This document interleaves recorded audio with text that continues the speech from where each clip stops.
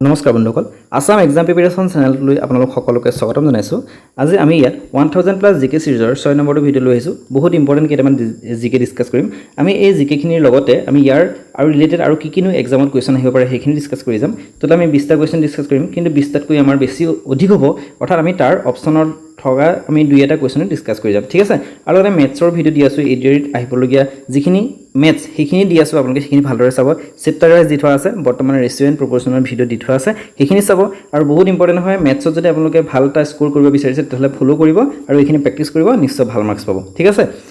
আৰু ইংলিছৰ মই ভিডিঅ' দিবলৈ ষ্টাৰ্ট কৰিছোঁ গতিকে ইংলিছৰ এণ্টনিম চিনোনিমছ আৰু ওৱান ৱৰ্ড ছাবষ্টিটিউশ্যন যিখিনি আমাৰ পৰীক্ষাত আহিবলগীয়া কুৱেশ্যন সেইখিনি আলোচনা কৰিছোঁ গতিকে সেইখিনিও নোট বনাই যাব ভালদৰে ৰিভিজন কৰিব নিশ্চয় পাৰিব এতিয়া আমাৰ কুৱেশ্যন নম্বৰ 86ত আছে ইয়াৰ আগলৈকে আমি 85টালৈকে কুৱেশ্যন ডিছকাছ কৰিলোঁ এতিয়া আছে 86 নম্বৰ ইয়াত কৈছে যে when Dihing Patkai was declared as a national park Dihing Patkai কেতিয়া ৰাষ্ট্ৰীয় উদ্যান হিচাপে ঘোষণা কৰা হৈছিল অসমত টোটেল কেইখন ৰাষ্ট্ৰীয় উদ্যান আছে আমি জানো যে নিশ্চয় 7খন আছে আৰু ইয়াৰ ভিতৰত দিহিং পাটকাই এখন ঠিক আছে আৰু সেই দিহিং পাটকাই কেতিয়া ৰাষ্ট্ৰীয় উদ্যান হিচাপে স্বীকৃতি দিছিলে অপশ্যন এ 9th জুন 2021 ঠিক আছে আৰু ইয়াৰ দিহিং পাটকাইৰ লগতে আৰু এখন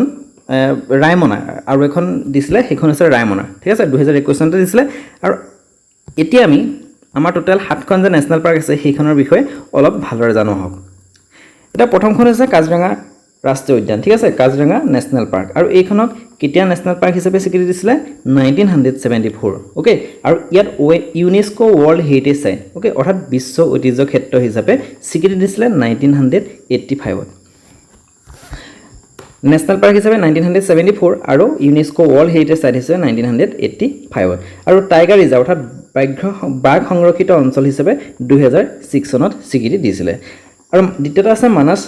ৰাষ্ট্ৰীয় উদ্যান আৰু মানস ৰাষ্ট্ৰীয় উদ্যানক 1990ত নেশ্যনেল পাৰ্ক হিচাপে স্বীকৃতি দিছিলে আৰু টাইগাৰ ৰিজাৰ্ভ হিচাপে 1973 আৰু টাইগাৰ ৰিজাৰ্ভ অৰ্থাৎ বাঘ প্ৰকল্পটো আনিছিলে 1973তে আৰু তেতিয়া 6খনক টোটেল 6খন বাঘ সংৰক্ষিত অঞ্চল হিচাপে 6খনক ঘোষণা কৰিছিলে তাৰ ভিতৰত আছিলে মানস ৰাষ্ট্ৰীয় উদ্যান এখন আছিলে টাইগাৰ ৰিজাৰ্ভ হিচাপে স্বীকৃতি দিয়া এখন ৰাষ্ট্ৰীয় উদ্যান ঠিক আছে বায়োস্ফিয়াৰ ৰিজাৰ্ভ অৰ্থাৎ জৈৱমণ্ডল সংৰক্ষিত অঞ্চল মানস ৰাষ্ট্ৰীয় উদ্যানকো জৈৱমণ্ডল সংৰক্ষিত অঞ্চল হিচাপে স্বীকৃতি দিছে 1989ত টোটেল আমাৰ টাইগাৰ ৰিজাৰ্ভ আছে 4খন আৰু জৈৱমণ্ডল সংৰক্ষিত অঞ্চল আছে 2খন তাৰ ভিতৰত মানস জৈৱমণ্ডল সংৰক্ষিত অঞ্চলৰ ভিতৰত মানস ৰাষ্ট্ৰীয় উদ্যানখন পৰে আৰু এখন পৰে সেইখন হৈছে ডিব্ৰু-চৈখোৱা নেশ্যনেল পাৰ্ক আমি তলত ডিব্ৰু-চৈখোৱাৰ বিষয়ে পঢ়িম নিশ্চয় 3 নম্বৰ আছে ডিব্ৰু-চৈখোৱা নেশ্যনেল পাৰ্ক আৰু এইখনক ৰাষ্ট্ৰীয় উদ্যান হিচাপে স্বীকৃতি দিছিলে 1999ত ঠিক আছে আৰু বায়োস্ফিয়াৰ ৰিজাৰ্ভ অৰ্থাৎ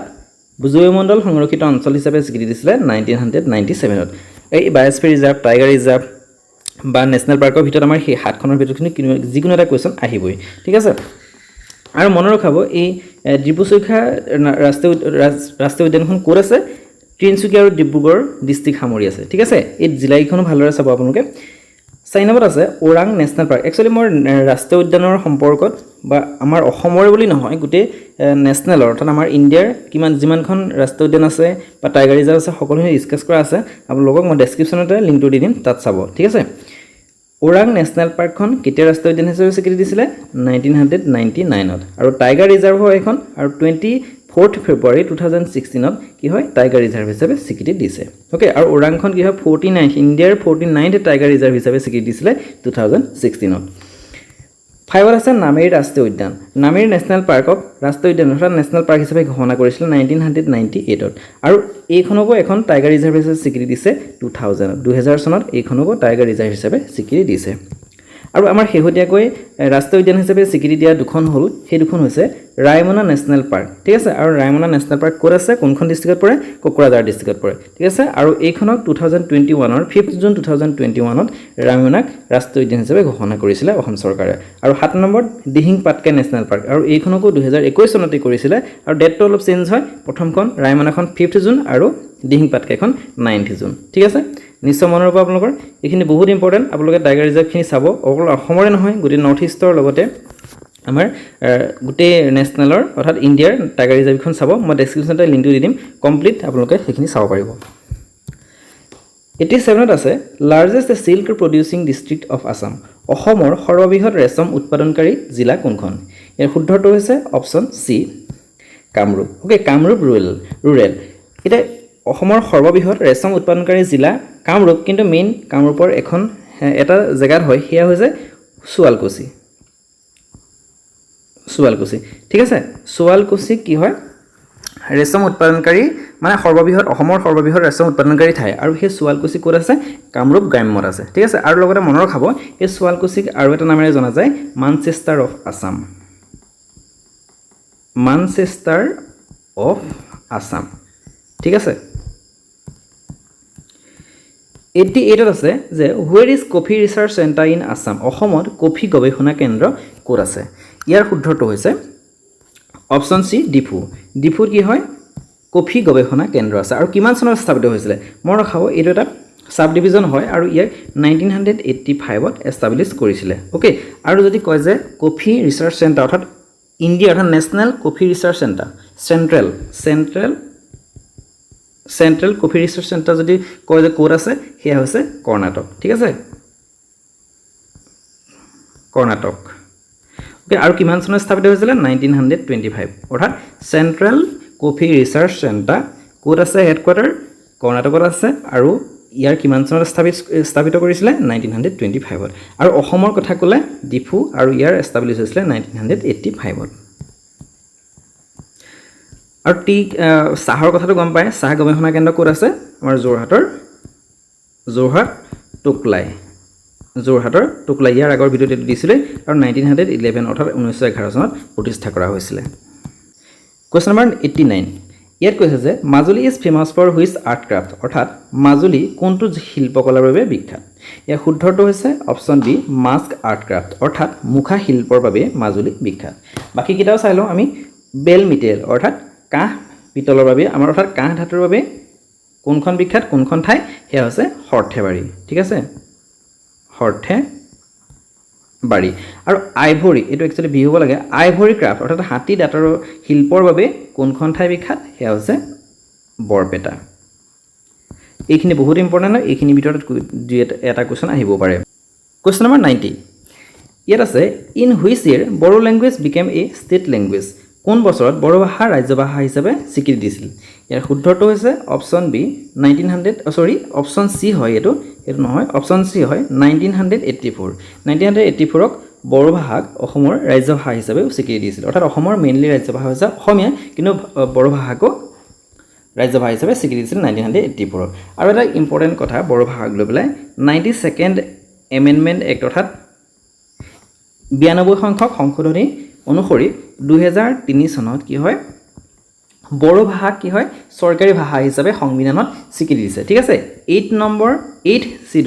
8 শিডিউলত কি হয় বড়ো ভাষাক চৰকাৰী ভাষা হিচাপে স্বীকৃতি দিছিলে। আৰু ইয়াৰ আগলৈকে 2003 চনৰ 92nd এমেণ্ডমেণ্টৰ 2003 চনৰ আগলৈকে সংবিধান অনুসৰি চৰকাৰী ভাষা হিচাপে 18টা ভাষাক স্বীকৃতি দিছিলে, আৰু তাৰপিছত 2003 চনত 4টা ভাষাক স্বীকৃতি দিছিলে। টোটেল এতিয়া বৰ্তমান 22টা হয়।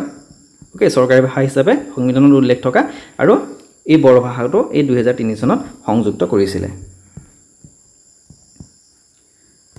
91, ইন হুইচ ইয়েৰ আছাম ৰাষ্ট্ৰভাষা প্ৰচাৰ সমিতি ৱাজ এষ্টাব্লিছ,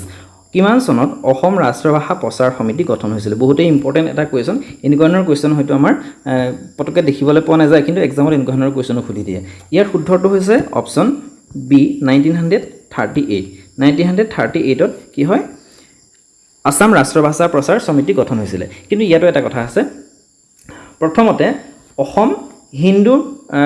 হিন্দু প্ৰচাৰ সমিতি বুলি আছিলে। ঠিক আছে, প্ৰথমতে আছিলে অসম হিন্দী প্ৰচাৰ সমিতি। অ'কে, প্ৰথমতে নামাকৰণ কৰিছিলে অসম হিন্দী প্ৰচাৰ সমিতি, আৰু ইয়াক নামাকৰণ কৰিছিলে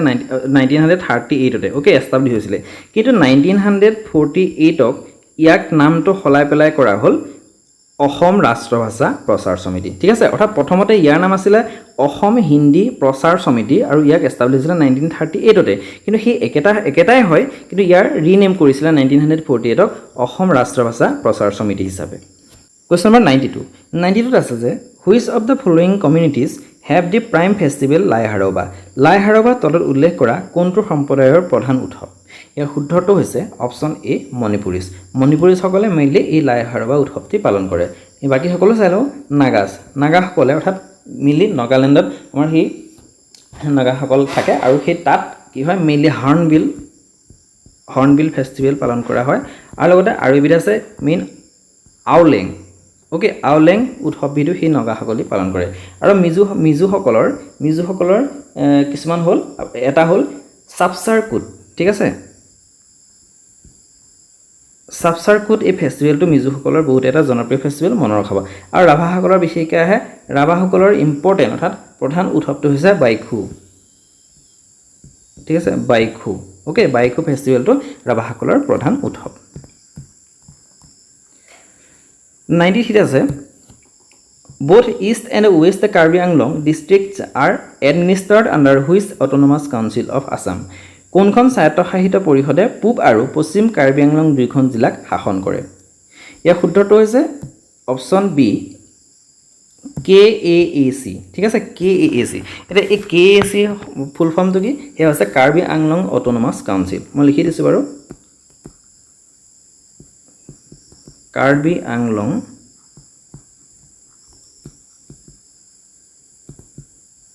অটোনমাস Council KAAC